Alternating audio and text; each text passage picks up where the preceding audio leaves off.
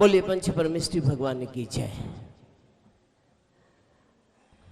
परम पूज्य चर्या शिरोमणि आचार्य श्री विशुद्ध सागर जी महाराज जी की जय। परम पूज्य श्रमण मुनि अरिजीत सागर जी महाराज की जय। छुल्लक श्री सम नाम धीरे धीरे आएगा। छुल्लक श्री साम्य सागर जी महाराज की जय। समस्त मुनि आर्य का संघ की जय। जैन धर्म की जय। अहिंसामय परमो धर्म की जय। दिसपुर समाज का हम सभी भाई बहनों का पुण्य दिन प्रतिदिन प्रगाढ़ होते जा रहा है।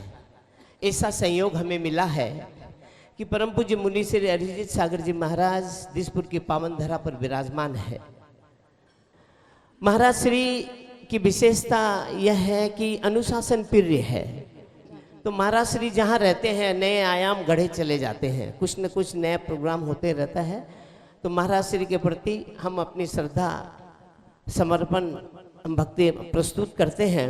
और जब तक महाराज जी का प्रवास यहाँ है, हम सभी भाई बहन अधिक से अधिक संख्या में उनके आहार में भाग लें, भक्ति करें, बयावृत्ति करें।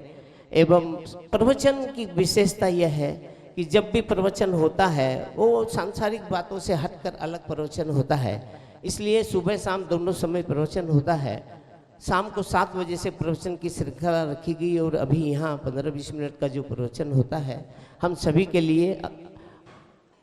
के लिए उपयोगी है।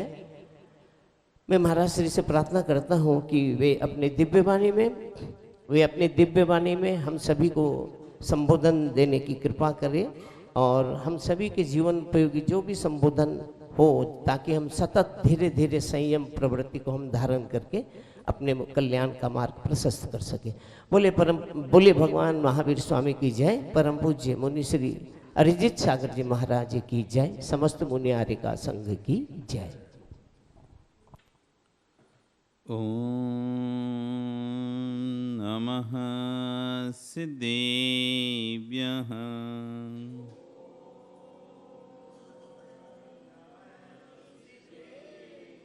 ओम नमः सिद्धेभ्यः।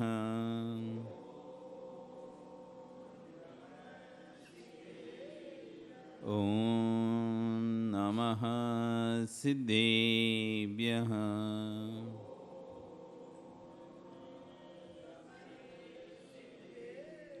तिर्यणि खग्गिणाये रुतारी मोय सिर सिरेणि विहु आयरी राउ पसियो परवादीण्यो भव्य झीलोए।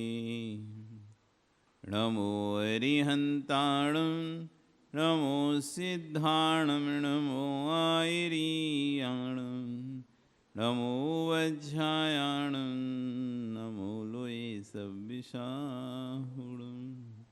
बोले अनंत अनंत परमेष्ठी भगवानी की, आदिरुम आदिनाथ भगवानी की, वर्तमान शासन महावीर भगवानी की, आचार्य श्री योगेंद्र देव स्वामी महाराज जी की, आचार्य गौर श्री अक्षर विश्व सागर जी महाराज जी की, अहिंसा में विश्व धर्म की। जय परम पूज्य मुनि श्री 108 अरिजीत सागर जी महाराज की जय।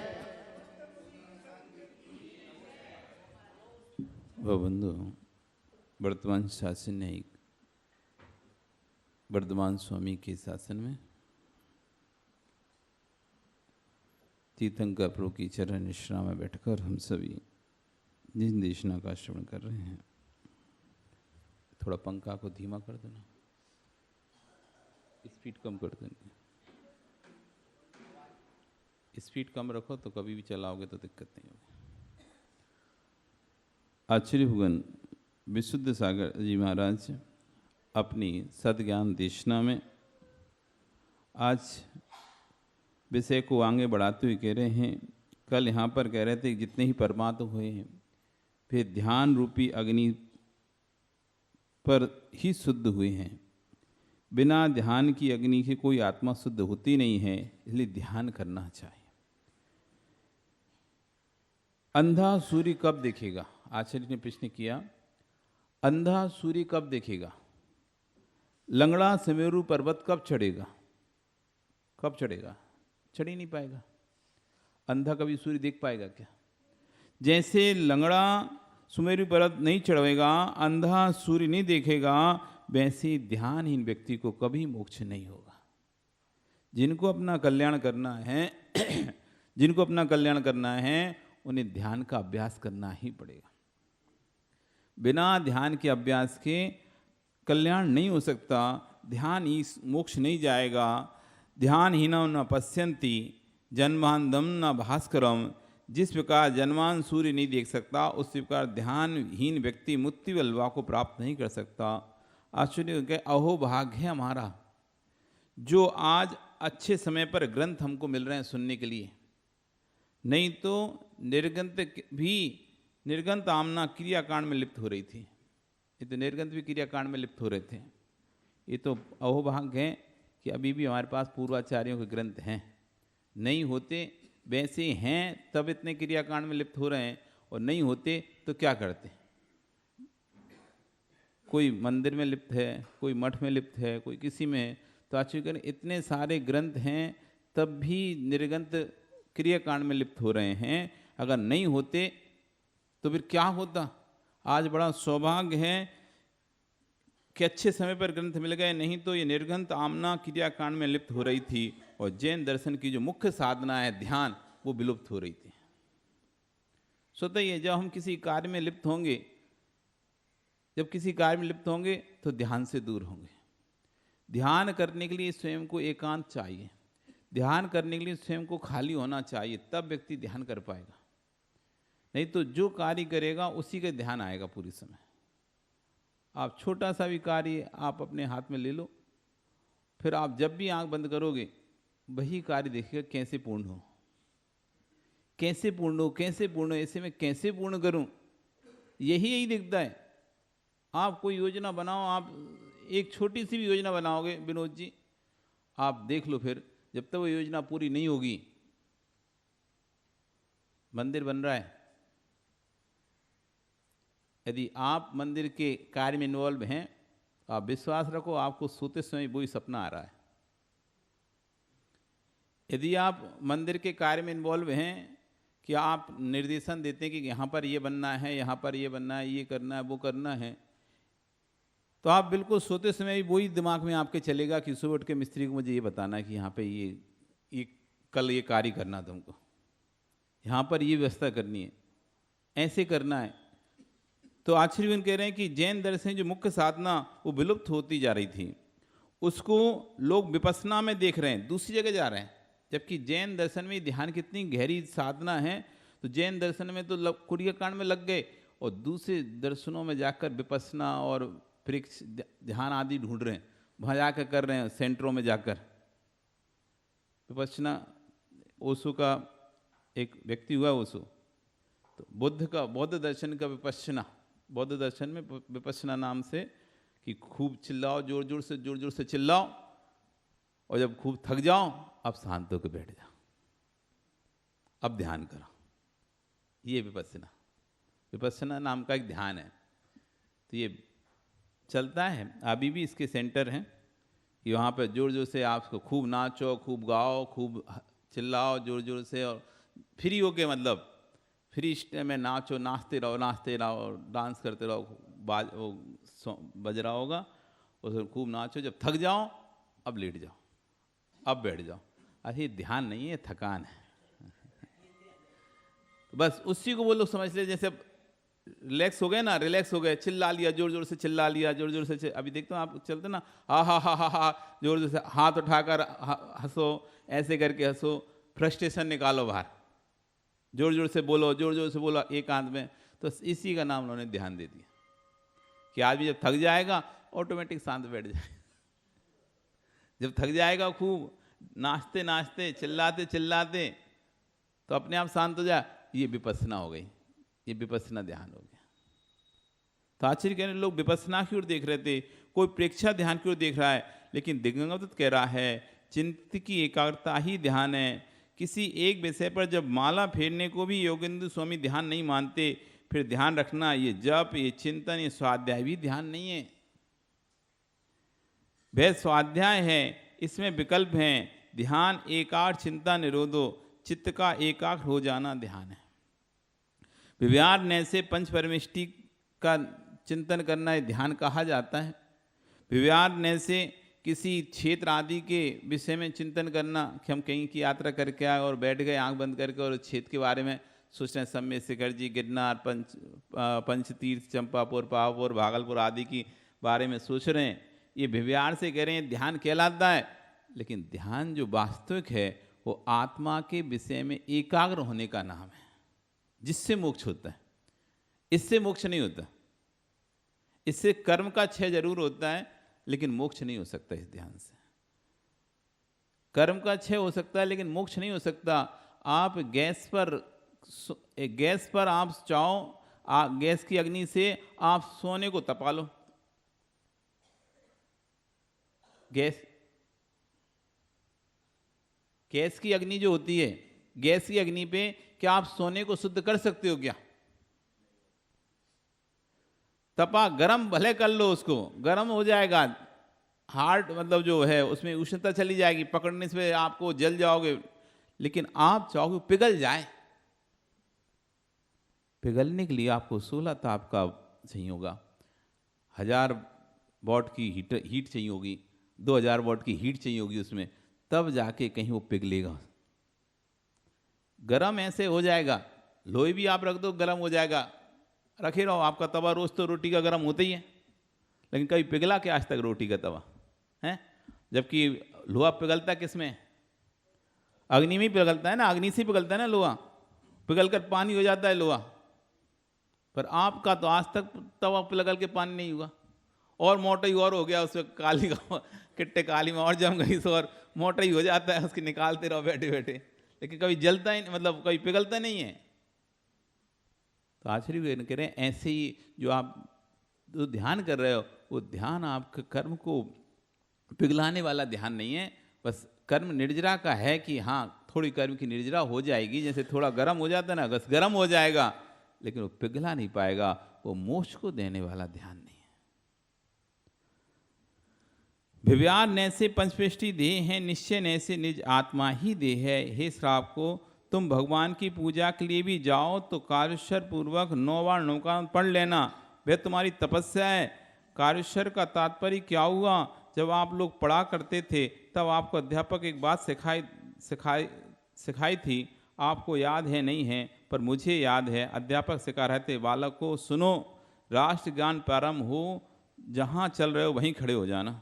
आचार्य उनके कि जब आप बचपन में पढ़ते थे तो अध्यापक की बात सिखाते थे कि जब भी राष्ट्रगान प्रारंभ हो तो जहाँ खड़े हो वहीं खड़े रहना, बैठे हो तो खड़े हो जाना, और सांप भी शरीर पर रेंगने लग जाए तब भी डटे रहना, हिलना नहीं, डरना नहीं। डस भी ले लेकिन भक्ति में खड़े रहना, हिलना नहीं। जब भारत सरकार पर, राष्ट्र पर हमारी इतना अनुराग हो सकता है कि सांप डस ले तब भी हिलना नहीं, फिर जिन शासन को कितना अनुराग होना चाहिए। वो डसे ही नहीं, निगल भी जाए तब भी नहीं हिलना। जयवंत तो हमारे सुकुमार सुकौशल मुनि, सुकुमार मुनि, पांडव मुनिराज, गजकुमार मुनिराज, ऐसे योगियों को पुनः पुनः प्रणाम करो जिन्होंने जिन शासन की लाज रखी कि सिगड़ी भी जलती सिगड़ी भी सिर पे रख दी, जलते हुए गहने भी पहना दिए, सयालनी शरीर का भक्षण कर रही है, तब भी वो हिले नहीं जिन शासन। जैसे राष्ट्रगान व्यक्ति खड़ा हो जाता है, हिलता नहीं ना, ऐसे जिन शासन की लाज के लिए हिले नहीं, वो ध्यान में ऐसे लीन हो गया। अब चाहे सांप डसे क्या निगल भी जाए तब भी अपना ध्यान नहीं छोड़ रहे, क्योंकि वे कारुष्य कर रहे थे। कारुष्य यानी 9 बार नमकार पढ़ना नहीं होता। आचार्य कि अब कारुष्य आप जो करते हो ऐसे एक कारुष्य नहीं है, वास्तव में कारुष्य का अर्थ है काय से उत्सर्ग, काय से ममत का त्याग, शरीर से मत का त्याग, एक 27 श्वासोश्वास पर्यंत। कितने पर्यंत? 27 श्वासोश्वास पर्यंत, यानी हम जो एक श्वास ले रहे हैं ना, ऐसी 27, 1 2 3 हो गई, ऐसे 27 बार। इस 27 श्वासोश्वास के तक अपने शरीर से ममत्व का त्याग करना का नाम कायश्वर है। लोग विहार में 9 बार नमकार मंत्र पढ़ने को कायश्वर कहलाता है, लेकिन वो कायश्वर नहीं है। वो लोक में चल गया कि 9 बार नमकार पढ़ लो, कायश्वर हो गया। वास्तव में वहाँ पर क्या था कि 27 बार 27 श्वासोश्वास प्राणायाम शरीर से अपने आप को ममत्व रहित रखना था, अपने आप को शरीर से। तो 27 गिने कैसे? तो आप श्वासोश्वास से नमकारण पढ़ लो, 9 बार तो 27 हो जाएंगे। 9 बार नमकारण पढ़ लो, इसलिए 9 बार नमकारण पढ़ने का विधान हो गया। कायश्वर होता है 27 श्वासोश्वास पर्यंत ममत्व का परित्याग करना, शरीर से ममत्व का परित्याग करना। अब वो 27 काउंट हो कैसे, ध्यान कैसे रहे? तो 9 बार नमकार पढ़ो श्वासोश्वास से। एक बार पढ़ोगे नमो अरियंताड़म, दूसरी बार सांस छोड़ोगे नमो सिद्धाड़म, फिर तीसरी बार सांस लोगे नमो आयरियाड़म, सांस छोड़ोगे नमो पज्जाड़म, 2 सांस हो गई। फिर सांस लोगे नमो लोए, फिर सांस छोड़ोगे सभ्य सावड़म, 3 सांस हो गई और पूरा नमकार मंत्र हो गया। ऐसे 9 बार पढ़ोगे तो 27 बार हो जाएगा, काउंटिंग की टेंशन नहीं रही। इसलिए अब वो क्या होगा, मुख विलीन हो गया और जो गौण था वो मुख हो गया। और कायश्वर का लोगों ने अर्थ समझ लिया, 9 बार नमकार पढ़ना, इसलिए फटफट फटफट 9 बार नमकार हो गया कायश्वर। कायश्वर का वास्तविक मान्य यही था, काय का अवसर, काय से मौत हटाकर जो ध्यान कर रहे हैं, नमकार पढ़ो उसका नाम कायश्वर है, ऐसा नहीं है। इधर नमकार चल रहा है और उधर आपके ने एक गाल पर मार दिया। बेचारा कह रहे कि नमकार से तो प्राण ही चले गए, 5 पापों का त्याग है और कछुआ छाप लगाए हो। हे मित्र, ये क्या कर रहा है? भैया ऐसा नहीं होता कि धुआं निकले और जीव नष्ट ना हो। जिनको अपनी जिंदगी कम करना हो वे सब इसका उपयोग करें। यदि अपनी जिंदगी से प्रीति है तो दूसरे के जीवन का भी ध्यान रखो, जियो और जीने दो। ना किसी जीव को मारने का प्रयास करो और स्वयं भी उसके धुएं से आप भी को भी घातक होता है। जो रहता है धुआं अगरबत्तियों का, कछुआ आदि अगरबत्तियों का, ये धुआं स्वयं के लिए भी घातक है। जब स्वयं के लिए घातक है तो पर के लिए तो घातक हो गई। क्योंकि मनुष्य के अंदर जो सामर्थ्य है, क्या वो सामर्थ्य मच्छर के अंदर है क्या? आपके अंदर जो सहन शक्ति करने की सामर्थ्य है, आप उसकी स्मेल को सहन कर जाते हैं। आपकी सामर्थ्य, क्योंकि आप पंचेंद्रिय जीव हैं, आपके अंदर रोग से लड़ने की शक्ति अधिक है, इसलिए आप सहन कर जाते हैं उसकी स्मेल को, उसकी गंध को। लेकिन जो 4 इंद्रिय मच्छर जीव है उसके अंदर उतनी सामर्थ्य नहीं है, इसलिए एक धुआं जाते ही उसके प्राण चले जाते हैं।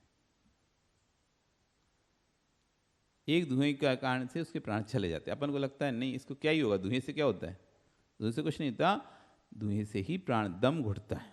जैसे आपका कमरा बंद कर दिया जाए और किसी कमरे में धुआं कर दिया जाए और आपका कमरा बंद रहे, तो आप देखो जिस घरों में आग लगती है, जिन होटलों में आग लगती है, तो जल के बहुत कम मरते हैं, धुएं से ज़्यादा मर जाते हैं, दम घुट के। जैसे कहते हैं दम घुट के मर गया, सांस धुएं के कारण से ऑक्सीजन नहीं मिली और मर गया। ऐसी जीव भी मर जाते हैं।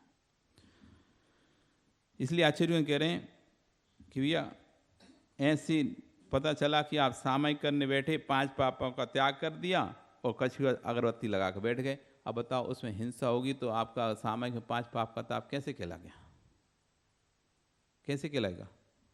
मोक्षो अखंड पिंड चैतन्य ज्ञान घन आनंद कंद परम टंकोत्कीर्ण परम प्राणामिक स्वभाव से युक्त आद्र जब निज चेतन में निश्चेतन का अवलोकन करता है, तब ज्ञानी ज्ञान पिंड एकत्भूत होता है। जब विभिन्न विषयों का में रमण करता है तो ज्ञान पिंड नाना विकल्प बिखर जाता है। जब ये जीव कर्म सापेक्ष ज्ञान से युक्त होता है तब ये अशुद्ध होता है, और जब ये जीव कर्म निरपेक्ष रूप से अपने आप को देखता है तो तब ये अपने आप को शुद्ध पाता है। जब हम अपने आप को कर्म सापेक्षता से देखते हैं, कर्म की अपेक्षा से देखते हैं, तो हम अशुद्ध होते हैं, और जब हम कर्म निरपेक्षता से अपने आप को देखते हैं तो हम शुद्ध होते हैं। भैंस का दूध बढ़ाना है तो भैंस को ही पिला दो। मेरे मित्र, जब भैंस बच्चों को जन्म देती है तब 15 दिन तक उसका दूध तेली होता है। जिनाम की दृष्टि से वह पीने योग्य नहीं होता है, उस दूध को उसी भैंस को पिला दिया जाता है, तो भैंस भी स्वास्थ्य ठीक रहता है और उसका दूध भी बढ़ जाता है। ऐसी मित्र जैसे भैंस के दूध को भैंस को पिलाने से वह स्वस्थ रहती है और दूध बढ़ जाता है, वैसे ही भगवान आत्मा का ज्ञान में रवण करा दो तो केवल ज्ञान प्रकट हो जाता है, तब ज्ञान मूर्ति ज्ञान पिंड संज्ञा प्रारंभ होगी। इस ग्रंथ का मंगलाचरण इतना गहरा है, तो आचार्य ग्रंथ कितना, अभी मंगलाचरण पर ही अगली मात्र व्याख्या कर रहे हैं। शुद्धात्मानम परम ज्ञात्वा, इसी चीज पे शुद्ध आत्मा को जान करके, इसका अर्थ था शुद्ध आत्मानम परम ज्ञात्वा, शुद्ध आत्मा को जान करके। तो शुद्ध आत्मा को जानने की प्रक्रिया ही इतनी गहरी है, फिर शुद्ध आत्मा का आनंद कितना गहरा होगा। जिस चीज को आचार्य, जिस चीज के सुनने में ही इतना मेहनत लग रही है, उसको समझने में जितनी मेहनत कर रही है, फिर उसमें लीन होने में कितनी मेहनत लगेगी। किसी विषय को समझने में जब किसी विषय में आनंद आता हो, सुनने में जिस किसी विषय में आनंद आता हो, फिर उस विषय में लीन हो जाएंगे तो कितना आनंद आएगा। आम खाया कि विवेक? आम का नाम सुनते ही जब मुंह में पानी आ जाता है। एक इसलिए तो उसको सब फलों का राजा कहा है। सभी फलों का राजा कौन है? आम है। आम का नाम सुनते ही मन प्रसन्न हो जाता है। आम का नाम सुनते ही जब मन प्रसन्न हो जाता है, फिर आम खाने मिल जाए तो प्रसन्नता होगी कि नहीं होगी? बिल्कुल होगी। इस ग्रंथ का मंगलाचरण इतना गहरा है, तो आचार्य कह रहे हैं ग्रंथ कितना गहरा होगा। जो वस्तु तत्व को अच्छी तरह अभ्यास करके स्वानुभव के द्वारा लिखा जाता है, वही अलौकिक होता है। एक बार लिखने पर पुनः मन एकाग्र करके देखते हैं तो और भी गहरा प्रतीत होता है। इसलिए आचार्य उन कह रहे हैं कि पूर्व में बड़े बड़े ग्रंथ, आचार्य महाराज पूर्व में बड़े बड़े ग्रंथ लिख चुके थे, उनका सार निकाल कर उन्होंने लौकिक ग्रंथ ज्ञानांकुश ग्रंथ लिखा। योगेंद्र स्वामी महाराज बहुत बड़े आचार्य हुए, उन्होंने योग सार नाम का भी ग्रंथ लिखा। योग सार बहुत ही अध्यात्म का बहुत उत्कृष्ट ग्रंथ है योग सार ग्रंथ। उसके बाद फिर एक ज्ञानांकुश ग्रंथ लिखा, उसी ग्रंथ में से निकालकर ये ग्रंथ लिखा है। जब ये प्रकाशित हुआ तो विद्वानों त्यागियों वृत्तियों का समाचार आया, ये कौन सा ग्रंथ है, एक प्रति भेजो। हमने कहा मुनिराज से, शुद्ध का प्रचार करोगे तो शुद्ध का दान करोगे तो जरूर केवली बनोगे। एक सज्जन बोले, महाराज इतने भगवान क्यों बनाते हैं? मैंने कहा भाई तुझे पता नहीं है, जब इतने पत्थर को भगवान बनाऊंगा तभी तो एक बार मैं भगवान बन पाऊंगा। मन शास्त्र कहता है, प्रतिशत शास्त्र कहता है कि गरुण की मूर्ति रखने से नाक का जहर उतर जाता है, फिर जिन देव की प्रतिमा रखने मात्र से कर्मों का जहर ना उतरे, ऐसा हो नहीं सकता। इसलिए हम बहुत भगवान प्रतिष्ठा कराते हैं। आचार्य ऐसा कह रहे हैं कि खजुराहो में शांतिनाथ मंदिर के द्वार पर पत्थर के सिंह हैं। भैया यदि आपको घर में बहू ऐसी घर आ जाए कि अरिहंत प्रतिमा की वंदना नहीं करती होती थी, तो इनके बेटे की मां ने कहा, एक घर में ऐसी बहू आ गई। आचार्य कह रहे एक घर में ऐसी बहू आ गई जो अरिहंत भगवान की प्रतिमा का दर्शन नहीं करती थी। इनके बेटे की मां ने कहा, बेटी हमारे घर की परंपरा है, प्रथम दिन तो आपको चलना पड़ेगा। सास ने कहा कि बहू को कि बेटी कम से कम पहले दिन तो चलो। खजुराहो की घटना सुना रहे हैं आचार्य भगवान कि खजुराहो के मंदिर में आगे ही 2 शेर रखे हुए हैं, पत्थर के सिंह हैं। तो वहाँ कोई शादी होकर बेटी आई थी, तो वो भगवान को नहीं मानती थी। अरिहंत की प्रतिमा होता है पत्थरों में, क्या है? कुछ नहीं। पत्थरों से क्या होता है? पत्थरों की पूजा करने से क्या होता है? ऐसा बोलती थी और दर्शन नहीं करती थी। तो एक बार सास ने कहा कि बेटी एक काम करो, हमारे यहाँ की परंपरा है कम से कम एक बार तो मंदिर चलो। एक बार मंदिर चलो। वह कहती है, माँ ये ढोंग मेरे से नहीं हो सकता, मैं पत्थरों को सिर नहीं टेकती। तब भी माँ मुस्कुरा कर कहती है कि इनको बिल्कुल भी नहीं पूजना, बस मेरी कुल की परंपरा की व्यवस्था है, तुम इसलिए चलो। तुम नहीं पूजना, मत पूछना भगवान को, पर चलो तुम। तब भी माँ मुस्कुरा कर कहती, इसको बिल्कुल भी नहीं पूजना, पर मेरी कुल की व्यवस्था का ध्यान रखो, तुम देख कर आ जाना भगवान को। यदि सुधारने की इच्छा है तो जबरदस्ती नहीं करना, सहजता आचार्य बन के। यदि तुम्हें किसी को सुधारना है तो जबरदस्ती मत करो, सहजता में लाओ। सहजता से व्यक्ति सुधर जाता है। जबरदस्ती सिर पकड़कर झुकाया तो जा सकता है, पर श्रद्धा नहीं लाई जा सकती। जबरदस्ती किसी का सिर पकड़कर झुकाए तो सकते हैं, लेकिन किसी की श्रद्धा जबरदस्ती नहीं ला सकती। तुम बाहुबल के दम पर किसी का सिर पकड़कर जमीन पर तो टिकवा सकते हो, लेकिन श्रद्धा को बाहुबल से नहीं टिका सकते। सासू समझाकर बहू को मंदिर ले गई। जैसी जिनालय के द्वार पर पहुंची, बहू जोर से कहती, माँ कहाँ लेकर आ गई? माँ बोली, क्या हो गया? बोली, यहाँ तो सिंह बैठे हैं। माँ खुश होकर बोली, मेरा काम हो गया। बोली, ये सिंह थोड़ी है, तो पत्थर है। वह बोलती है, पत्थर अवश्य, पर आकृति तो शेरों की है, इनको देखकर मुझको डर लगता है। माँ बोलती है, बेटी जब पत्थर के सिंह देखकर डर लग सकता है तो भक्तर के भगवान देखकर वीतरागता का अनुभव क्यों नहीं हो सकता? जब पत्थर के सिर देखकर डर लग सकता है, पत्थर की वस्तु, तो पत्थर के भगवान देखकर भी हम वीतरागता का अनुभव कर सकते हैं। वह बहू झुंझला गई थी, वह श्रद्धा, जो बहू झुंझला रही थी वो बहू श्रद्धा से शांतिनाथ भगवान के चरणों में मस्तक टेक देती है कि हाँ माँ सही है। ये आचार्यवन कह रहे हैं कि जब भी किसी को समझाना हो तो प्रैक्टिकल करके समझाओ। थ्योरी से कम समझ में आता है लोगों को, प्रैक्टिकल करो तो जल्दी समझ में आ जाता है। आज तक मैंने ही भूल की है, आज भूल समाप्त है। आज से आपके दर्शन करे बिना पानी नहीं पीऊँगी। माता हो, आपको बहू के हाथ का पानी क्यों नहीं मिल रहा है? क्योंकि आप बेटों की तो मानती हो पर बहू को अधिकारी बनाती हो। अपने बेटों की तो माँ बनती हो और बहू की अधिकारी बनती हो। ये कह रहे हैं बेटा, आपको समझा रहे हैं कि बहुएं क्यों पानी नहीं पिला रही हैं सास को? क्यों? बेटे की तो माँ बन जाती हो और बहू के लिए अधिकारी बन जाती है। जैसे अधिकारी होता है ना ऑफिस में, ऑर्डर चलाता है, ऑर्डर, ये करो, वो करो, ऐसा करो, वैसा करो। तो अधिकारी बनोगे तो स्वतः ही है, ये लोग जो भी सर्विस जाता है, जब अधिकारी उसका ज़्यादा डांटता डपटता है ना, तो उसके सामने तो काम तो कर देते हैं लेकिन उसकी इज्जत बिल्कुल नहीं रखते। ऐसे यदि सम्मान कराना है, अधिकारी मत बनो, माँ बनो। आज आपका समय हो गया, कल और चर्चा करेंगे। बोली भगवान महावीर स्वामी की।